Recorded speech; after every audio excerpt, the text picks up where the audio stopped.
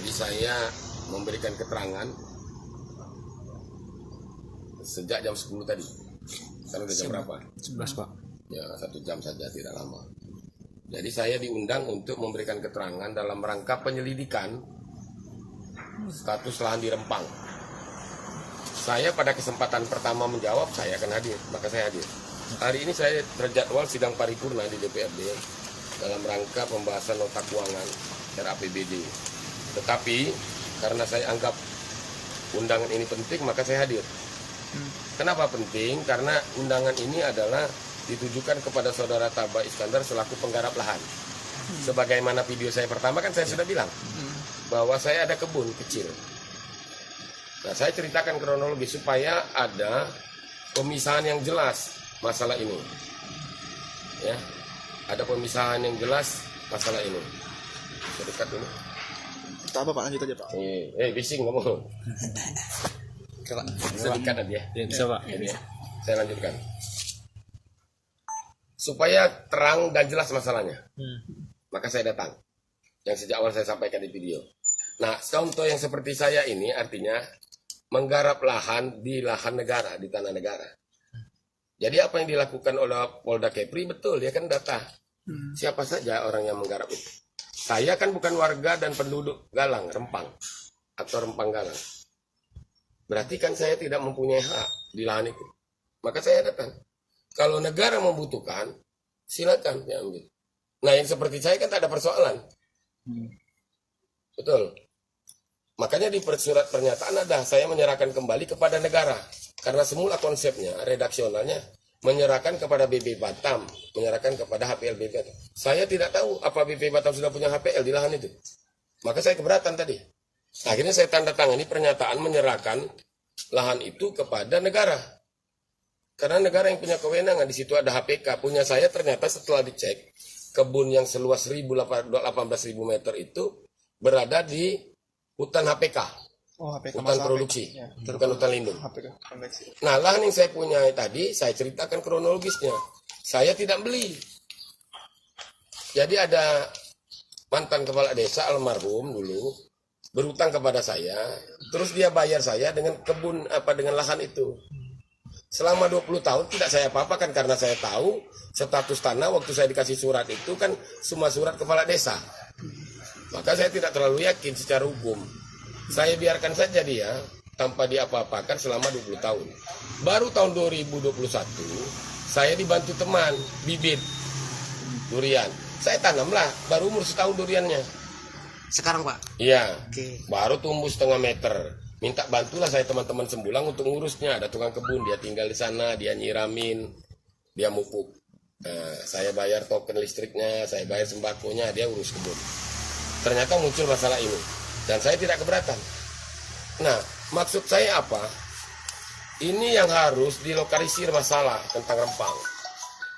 Orang-orang penggarap-penggarap liar ini jangan digabungkan masalahnya dengan penduduk, warga tempatan. Maka cara pandangannya berbeda.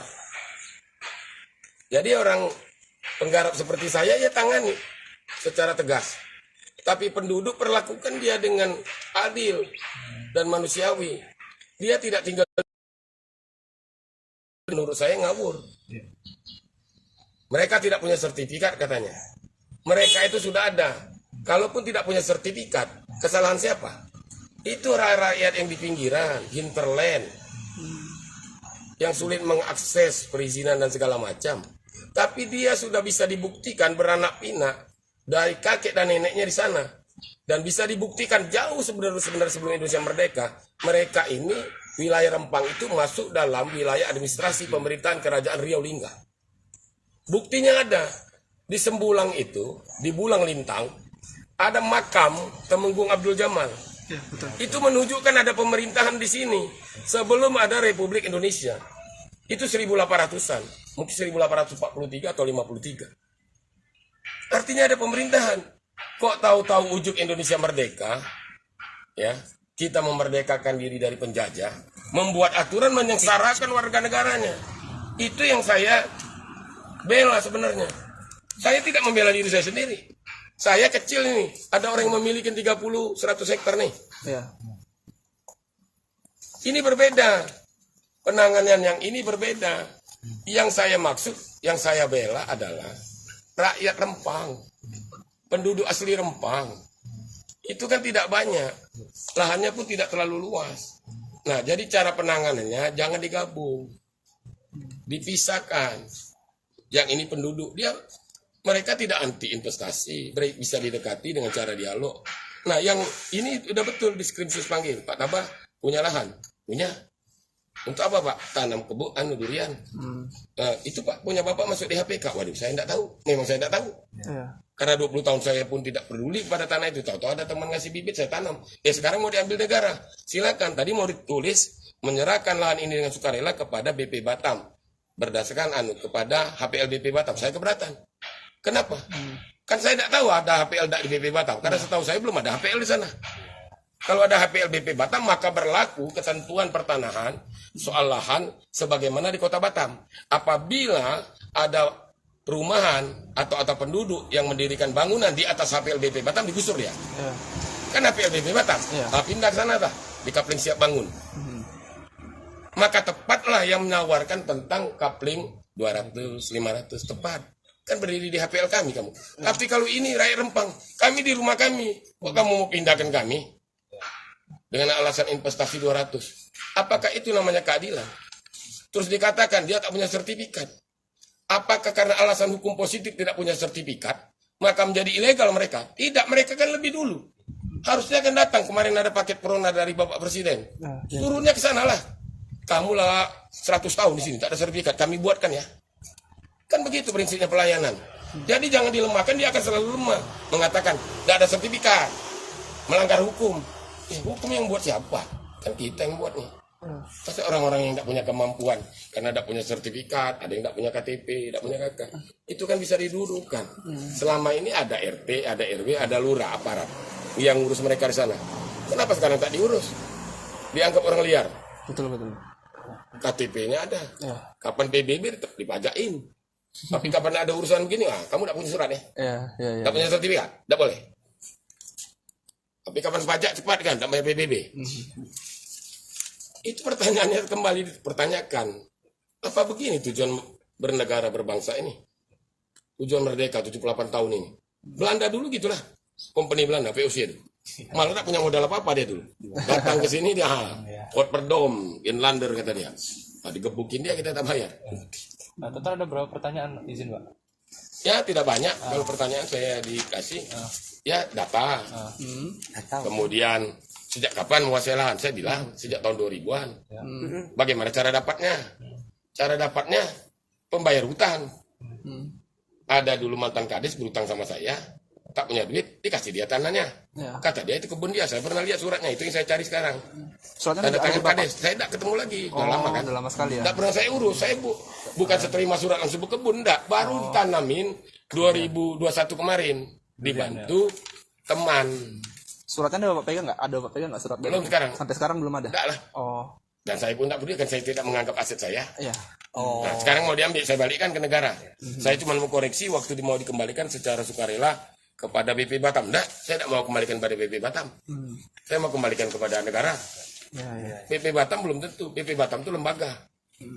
Belum tentu dia mengatakan tadi tulisannya ke HPL BP Batam. Memang sudah ada HPL. Kalau ada HPL itu selesai nih. Ya. Berarti orang mendirikan bangunan, bercocok tanam menggarap di atas HPL BP Batam, pelanggaran hukum. Ini tidak punya HPL. Itu masalahnya. Oke, siap. Pak, berarti terima surat panggilannya baru semalam Pak? Semalam. Kan pakai surat resminya ini baru saya ambil. Saya bilang WA saja sama petugas. Tidak usah repot-repot. Saya pasti datang. Hari ini saya mestinya paripurna di DPRD. Betul. Tapi saya dahulukan ini. Kenapa? Supaya tidak muncul anggapan tambah takut. Ya, Kemudian menghambat. Enggak. Karena ini adalah pintu masuk menyelesaikan masalah. Teruskan di screenshot, tapi transparan. Berapa orang yang sudah dipanggil karena berkaitan ini? Tabak kecil. Ada orang yang punya 30, 40, 100 hektar. Satu. Berikutnya mungkin sudah dicabut sekarang. Ada. Saya dengar ada lebih kurang 6 perusahaan pernah mendapatkan izin prinsip dari BP Batam. Pertanyaannya, BP Batam mengeluarkan izin prinsip. Tahu-tahu katanya sudah kerja sama MEK. Siapa yang tidak konsisten? Siap. Tapi data itu ada, Pak. Nah inilah data, kan namanya saya bukan orang BP, tidak tahu saya. Oke, siap. Saya mendengar, itu yang perlu dikejar sama aparat yang punya kewenangan. Siap, Nah, siap, Pak. Tabah kenapa datang? Supaya tidak tumpang tindih masalah. Supaya tidak memberatkan perjuangan masyarakat. Untuk Tabah sendiri yang katanya menggarap kebun, ambillah. Karena Tabah bukan penduduk asli Rempang. Anda tidak berhak tinggal di Rempang, berkebun di Rempang, karena itu tanah HPK negara. Hutan produksi milik negara. Ambillah. Pak Tabah dengan sukarela menyerahkan. Tapi masyarakat saya di Rempang jangan diperlakukan sama dengan Tabah. Dia itu bukan pendatang. Itu rumah dia sejak zaman nenek moyang. Kok ditawari 200 dengan 500? Nah, untuk yang mereka kan tidak sulit. Mereka tidak anti investasi. Banyak yang bakal menjembatani. Ada LAM, ada tokoh-tokoh masyarakat, duduklah di sana. Nah, sementara yang begini-begini, yang seperti Tabah misalnya, yang garap, itu boleh. Tegakkan hukum dan aturan. Maka saya bingung. Mabes TNI akan menurunkan pasukan. Mau berhadapan dengan siapa dia? Orang Rempang itu tidak sampai ratusan ribu. Jangan-jangan ada yang menunggangi. Nah, yang itu silakan berantas. Yang anti investasi tadi. Masyarakat Rempang tidak anti investasi. Investasi bila perlu mensejahterakan mereka. Itu yang mereka dukung. Jadi ada yang miss di sini. Makanya seperti ini kasusnya. Pisahkan antara penggarap yang tidak punya hak dengan penduduk. Ini kan disamakan. Termasuk statement Menteri ATR. Itu kita sudah mereka tidak punya sertifikat. Lantas kalau tidak punya sertifikat tak boleh tinggal di Republik ini. Saya ada lahir di sana kata dia. Nenek saya meninggal di sini. Saya bertempur sama Belanda dulu. Belum ada kementerian pun sudah bertempur di sini. Melawan Portugis bersama bergabung antara Laut Bugis dengan Melayu. Menenggelamkan kapal Portugis di Selat Malaka sana. Ada tak menteri ATR sana? Tidak ada. Mana ada menteri, mana ada ATR, mana ada HPL. Tidak kenal dia. Bertempur dulu, mempertahankan tanah air ini. Tahu-tahu berdiri Republik. Tahu-tahu berdiri Pemko Batam, BP Batam. Kok sudah itu ditanya, punya sertifikat? Baliklah ke sana. Lahirnya di sini. Itu yang saya perjuangkan. Kalau yang begini-begini, tahu-tahu numpang kebun macam Tabah Iskandar ini. Ya, tidak berhak ya. Setelah saya diberitahu, saya dulu tidak tahu. Pak, bapak berdiri di HPK. Ya sudahlah, ambillah. Apalagi belum sempat saya ngapa-ngapain. Cuman tolong di situ kan ada mesin air, balikan. Jangan dihancurkan. Kasihan orang LPM sana. Kan yang ngurus kan lembaga pemberdayaan masyarakat desa sana. Saya membantu mereka, pemuda. Kasihkan sama mereka. Bukan untuk Tabah. Tabah bukan pengusaha. Bukan untuk bisnis. Durian itu cuma mau cicip-cicip aja. Nah, belum tercicip saya rupanya. Tapi udah tumbuh, Pak ya? Udah tumbuh kan? Segini dia. Baru sekaki gini setahun. Tidak cukup. Izin Pak, luas lahan kebun itu ada berapa hektar Pak? Yang punya Bapak? Yang Semula yang berhutang ke saya ini membayar 2 hektar. Ternyata kan 20 tahun tidak diurus. Saya kan tidak berani. Baru tahun kemarin diukur tidak sampai lagi. Tinggal 18.000. Nah, ditanamlah kebun, tanamlah durian musangking, ada nangka, ada mangga, ada kelapa. Dibuat kolam untuk nyiramnya. Itulah dia. Belum ada hasilnya. Saya bukan berkebun, bukan pula bisnis. Durian ya untuk ya menyenangkan kapan jalan-jalan sama keluarga, sama teman-teman. Ayo makan durian, ngambil. Rupanya tidak kesampaian cita saya. Karena lambat nanam, harusnya saya nanam sejak tahun 2000. Ya kan, setelah kasus ini muncul saya sudah panen, ini belum sempat saya panen. Pak Tabang nggak mau perjuangkan itu, Pak? Kan masih masuk lahan HPK tuh masih. Ya, pribadi. Saya tidak mau tercampur baur. Nanti pasti lawan-lawan politik, ada kelompok-kelompok yang terganggu kepentingannya. Itu Tabah tuh. Dia memperjuangkan diri dia. Dia ada kebun tuh, makanya kencang-kencang ngotot. Nah, saya tidak mau. Tabah tak ada urusan dengan itu. Yang saya bela rakyat aja. Ambillah itu tanah tuh.